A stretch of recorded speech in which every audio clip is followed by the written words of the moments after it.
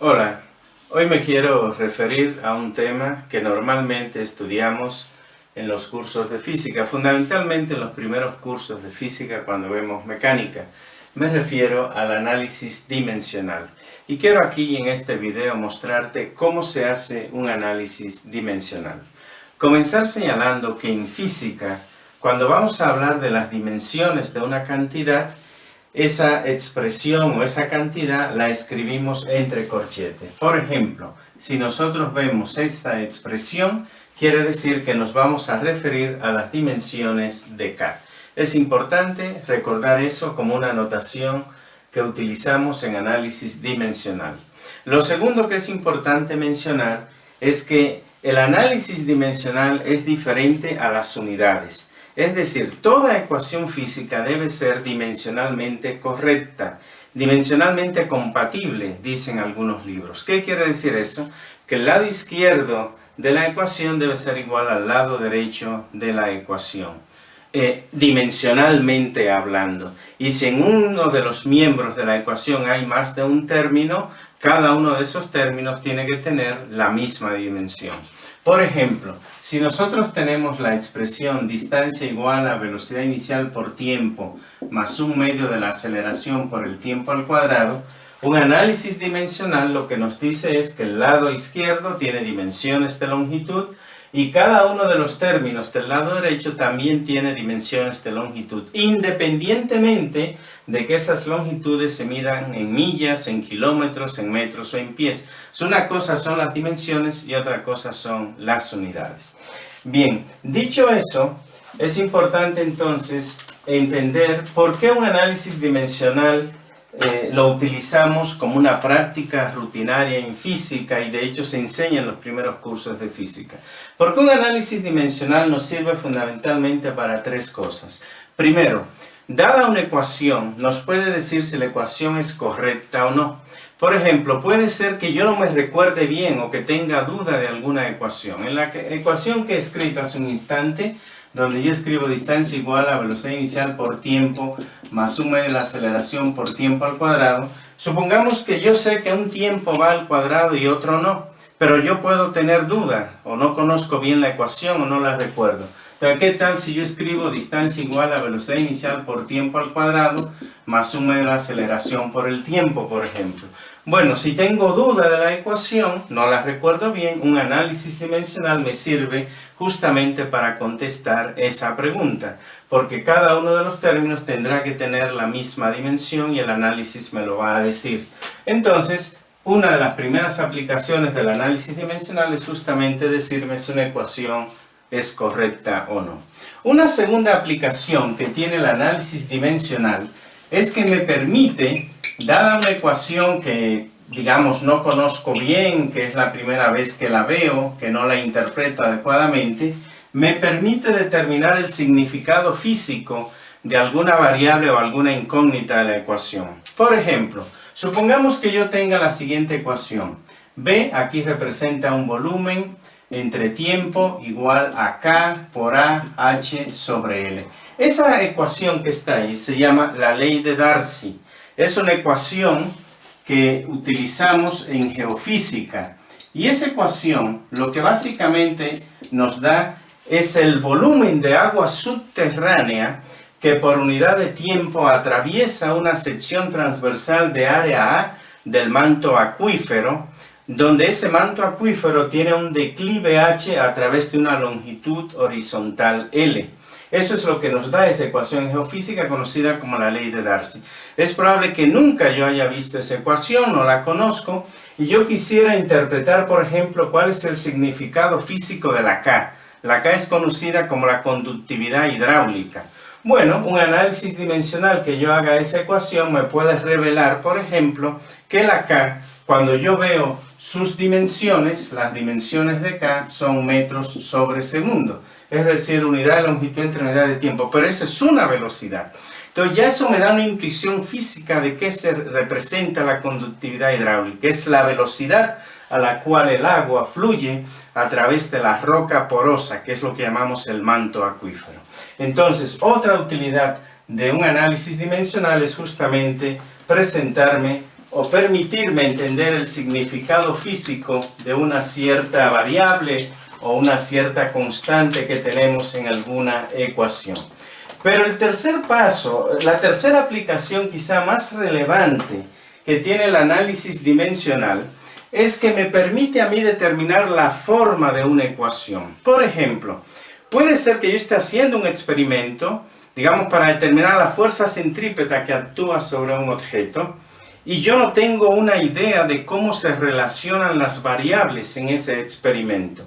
Un análisis dimensional me puede a mí justamente determinar cuál es la forma de la ecuación que rige la fuerza centrípeta que actúa sobre un objeto de masa m que se mueve en una trayectoria circular de radio r con una velocidad tangencial v.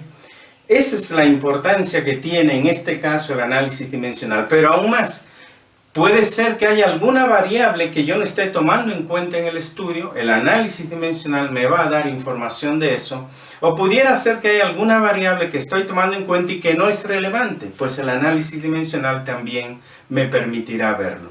Vamos a ver, por ejemplo, cómo podemos hacer eso a través de un análisis dimensional. Voy aquí a ir planteando los pasos que debemos seguir para hacer un análisis dimensional y voy a seguir justamente el ejemplo que acabo de mencionar de encontrar la forma funcional que relaciona las variables que influyen en la fuerza centrípeta que actúa sobre un objeto. Bien, lo primero es entender que cuando vamos a hacer un análisis dimensional debemos escoger un conjunto de variables fundamentales independientes en términos de las cuales hacemos ese análisis dimensional. En el caso de la mecánica, la rama de la física que estudia el movimiento de los cuerpos, en la mecánica hay tres variables fundamentales que se eligen para hacer un análisis dimensional. Esas variables fundamentales son la masa, la longitud y el tiempo. En términos de esas tres variables hacemos el análisis dimensional, donde la masa la vamos a representar por la letra M mayúscula, la longitud por L mayúscula y el tiempo por T mayúscula. Bien, dicho eso entonces, ¿cómo hacemos un análisis dimensional? Que es justamente lo que quiero mostrarte en este video. El primer paso que siempre debemos hacer cuando vamos a hacer un análisis dimensional es seleccionar las variables que intervienen en el problema. Digamos que yo quiero estudiar la fuerza centrípeta y quiero saber qué variables importan, determinan el valor de la fuerza centrípeta que actúa sobre un objeto. Entonces yo puedo tener alguna idea en base a algún experimento que haya hecho y digamos que la fuerza centrípeta depende, vamos a decir aquí, de la masa, la velocidad y el radio. La velocidad tangencial y el radio de la trayectoria circular. Yo no sé cuál es la forma, cómo se relacionan, pero yo planteo que esas son las variables importantes del problema. El segundo paso, una vez que hemos planteado las variables del problema, es establecer una relación de proporcionalidad. O sea, decimos entonces que la fuerza es directamente proporcional a esas variables que están ahí. Así lo planteamos. Entonces decimos que la fuerza centrípeta es directamente proporcional a la masa por la velocidad por el radio. El problema aquí es que yo no sé si alguna de esas cantidades se está multiplicando, está dividiendo, está en una raíz, está elevada a alguna potencia, no lo sé. Para no limitar entonces el problema, cada una de esas variables en esa relación de proporcionalidad la elevamos a un exponente arbitrario. Digamos que la masa la elevamos a exponente A, la velocidad la elevamos a exponente B y el radio, lo elevamos a exponente C, por ejemplo. Y el trabajo en el análisis dimensional es justamente determinar esos exponentes que están ahí.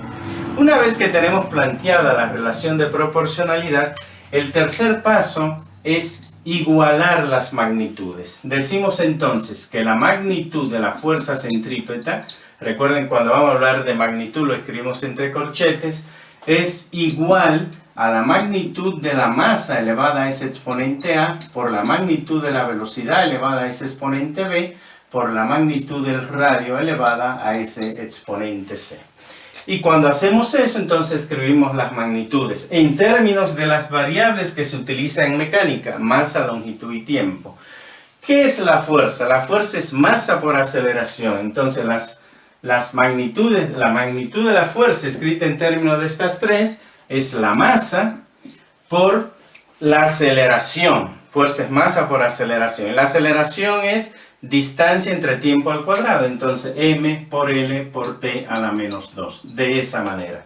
Y eso va a ser igual a m, que es la masa. Entonces la masa elevada a la por la velocidad es distancia entre tiempo, entonces L por t a la menos 1, pero ese L por t a la menos 1 está elevado al exponente b por el radio, que es una longitud, elevada a exponente c. Y ahora lo que tenemos que hacer es determinar los exponentes igualando los exponentes de las variables. Entonces aquí la masa tiene exponente 1, y lo igualamos con el exponente de la masa del otro lado, que es a. Ya tenemos determinado al exponente a. Veamos ahora a la L. La L aquí tiene exponente 1 y del otro lado tenemos L a la B y L por L a la C. Entonces igual a B más C. Ahí lo dejamos un momento y veamos el caso del tiempo. El tiempo tiene aquí exponente 2 y del otro lado tengo t a la menos 1, pero eso a la B. Entonces eso es a la menos b. Por tanto, de aquí quiere decir que b es igual a 2. Y si b es igual a 2, pasa como menos 2 de este lado, entonces c es igual a menos 1.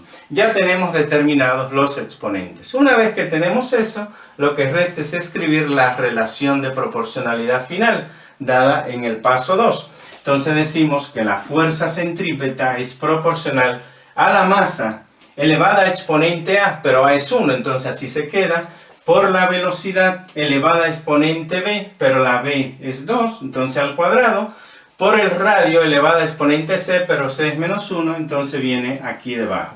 Y esa es la forma como se relacionan la masa, la velocidad al cuadrado y el radio para determinar la fuerza centrípeta de una partícula de masa m que se mueve en una trayectoria circular de radio r. Como vemos, he partido de un desconocimiento de cómo es la relación, simplemente selecciono mis variables a un exponente arbitrario y el análisis dimensional me dice exactamente la relación funcional correcta entre esas variables. Finalmente, señalar que si vemos aquí lo que tenemos es una relación de proporcionalidad, no una ecuación. En física o en matemáticas en general, un signo de proporcionalidad lo podemos cambiar por uno de igualdad introduciendo una constante. Entonces puedo decir que la fuerza centrípeta es igual a alguna constante por la masa, por la velocidad al cuadrado, entre R. Cabe señalar que el análisis dimensional, eso sí, no me da información de si hay alguna constante adimensional. ¿Cómo puedo yo entonces determinar esa constante? Si estoy realizando un experimento, tengo mis datos de masa, velocidad, de radio y de fuerza que he medido, tomo este modelo teórico que tengo aquí, lo ajusto a los datos y ese ajuste me dirá cuál es el valor de esa constante para obtener entonces ya la ecuación final.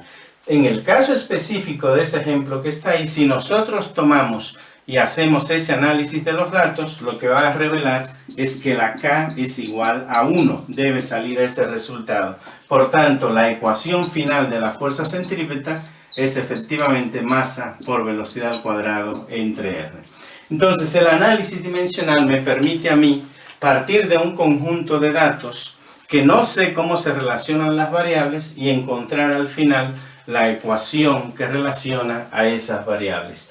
Y reitero, habrá alguna constante adimensional que no puedo determinar, pero eso lo hago ya analizando los datos. Simplemente dos comentarios. Uno puede preguntarse aquí, bueno, ¿qué sucede si hay alguna variable importante que, además de esa, que interviene en el problema y yo no lo he puesto aquí? Cuando hago el análisis dimensional, alguna indicación voy a tener. Por ejemplo, al hacer estos estudios, los exponentes, normalmente sale alguna inconsistencia matemática, que es una indicación de que alguna variable no estoy tomando en cuenta.